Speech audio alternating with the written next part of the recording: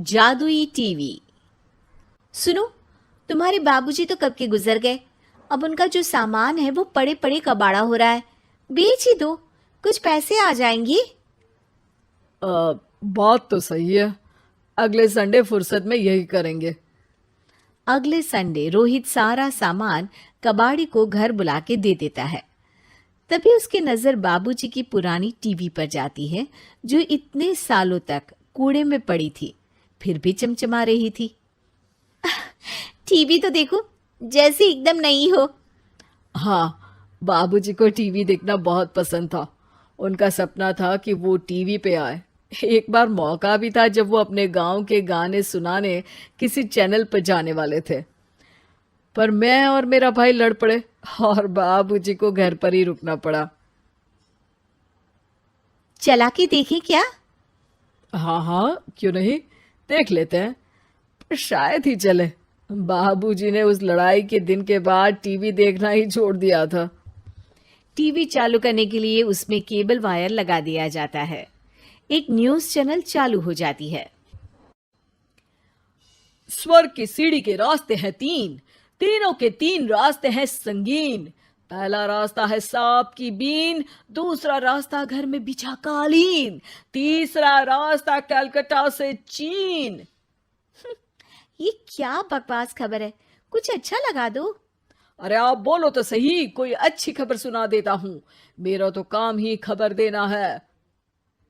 अरे बाप रे, टीवी बात कर रही है। हाँ, ये न्यूज वाला मुझसे।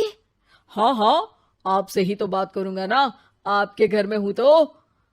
अरे, ये सपना है क्या? तुम हमसे बात नहीं कर सकते? अरे सपना नहीं भाई साहब, ये टीवी जादुई टीवी है। बोलो, क्या खबर सुननी है, वरना ब्रेक लेने का टाइम आ जाएगा। सुप्रिया घबरा के टीवी बंद कर देती है। वो क्या था? अरे एक बार और चालू करके देखे, फिर से बात करेगा तो चैनल बदल देंगे। सुप्रिया फिर टीवी चालू कर देती है। अरे ऐसा कोई मुंह पे टीवी बंद करके जाता है क्या? मुझे बुरा लगा आपका नेचर। चाय पानी तो पूछो। सुप्रिया टीवी के बटन से चैनल बदल देती है। अब टीवी पर एक फिल्म चल रही है। अरे ये तो सूर्यवंशम है ना? हाँ, और ये ठाकुर को जहर की खीर दे दी और उसको पता भी नहीं है। ए भाई, खीर मत पीना, उसमें जहर है, मत पीना। ठीक है महाशय, जैसा आप कहें। हाँ। अरे, आपकी बात मान ली, पूरी पिक्चर ही अब तो बदल जाएगी। मतलब ये सच में जादुई टीवी है? तभी वहां कबाड़ी आ जाता है। भैया, टीवी के 150 रुपए दूंगा, चलेगा? अरे 1.5 करोड़ में भी ना दे तुमको ये टीवी हम। अरे 1.5 करोड़ खरीदने को होते तो तुम्हारे घर में ये पानी चाय नहीं पीता, अंबानी या टाटा के घर बैठा कोल्ड कॉफी पीता। रोहित कबाड़ी का हिसाब करके उसे वहां से चलता करता है और अपने भाई शशिकांत को फोन लगा के बुलाता है। शशि थोड़ी ही देर में वहां पहुंच जाता है। क्या हो गया भैया? अरे बाबूजी का टीवी याद है? हाँ हाँ, जिसमें घुसे रहते थे हमेशा वो, और अपने को कुछ नहीं देखने देते थे। अरे वो अब जादुई टीवी बन गया है। भैया, आपकी बकवास करने की आदत अब तक नहीं गई। अरे आपके घर में बच्चे हैं, अब तो बड़ों जैसी बात करो। रोहित जाके टीवी चालू कर देता है। टीवी पर एक जादू का शो हो रहा है जिसमें एक जादूगर है। अब मैं अपनी टोपी में से कबूतर निकालूंगा।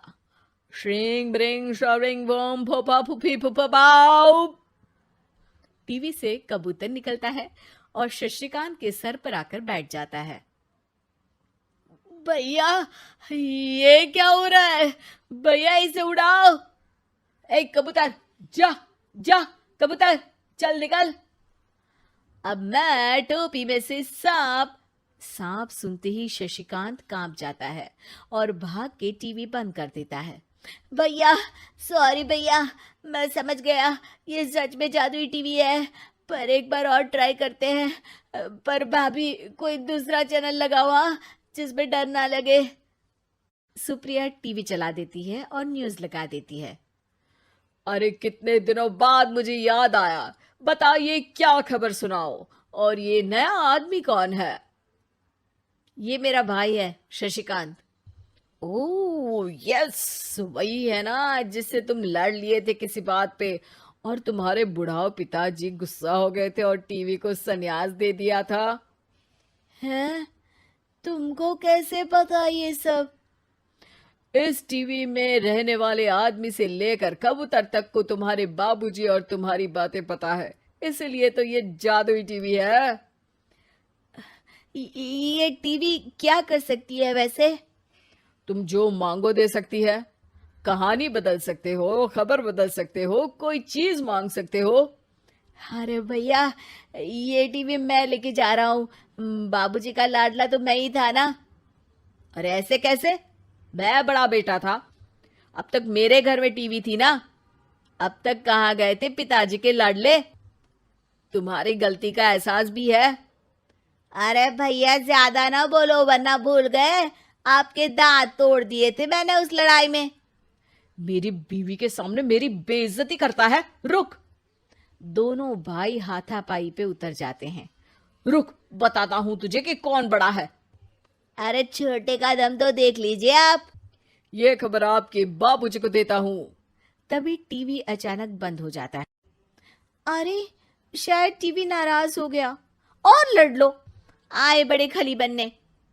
टीवी से एक तेज रोशनी निकलती है और टीवी में बाबूजी दिखाई देते हैं। बाबूजी आप? इतना चकरा क्यों रहा है? अपने बाप को नहीं पहचानता क्या? ये तो ऐसा ही है बाबूजी। प्रणाम बाबूजी। अरे चुप कर, तुम दोनों ही उल्टे हो। तुम्हारी वजह से मैंने टीवी में आने के सपने को छोड़ दिया, तुम्हारी लड़ाई की वजह से। और तो और, जितना मैं अपनी बीवी को नहीं देखता था उतना टीवी को देखता था, वो भी छोड़ दिया तुम दोनों की लड़ाई की वजह से।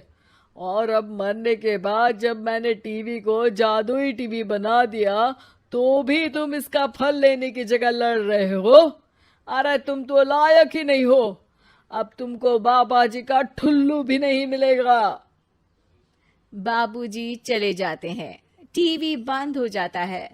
रोहित और शशिकांत गिड़गिड़ा के टीवी के सामने हाथ जोड़ के बाबूजी को बुलाते हैं, पर टीवी सिर्फ धुआं निकालता रहता है।